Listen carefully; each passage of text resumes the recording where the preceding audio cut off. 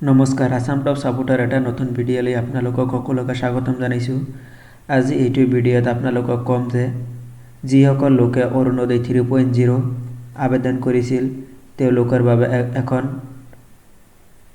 দুখলগীয়া কথা যে ডক্টৰ হিমন্ত বিশ্ব শৰ্মা আমাৰ সংবাদমেলত কৈছে যে অৰুণোদয় আঁচনিৰ হিতাধিকাৰীয়ে ফেব্ৰুৱাৰীৰ 20 তাৰিখত লাভ কৰিব 8,000 টকাকৈ।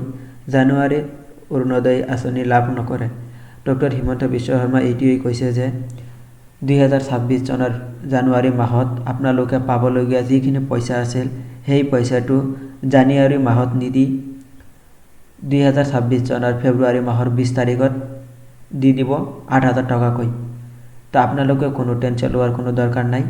যদি এনেকুৱা ধৰণৰ ভিডিঅ' পাব খোজে তেনেহ'লে আসাম টপ সাপোৰ্ট নামৰ যিটো ইউটিউব চেনেল আছে সেই ইউটিউব চেনেলটো সাবস্ক্ৰাইব কৰি ল'ব আৰু আমাৰ এটা ভিডিঅ'ত লাইক কৰি দিব।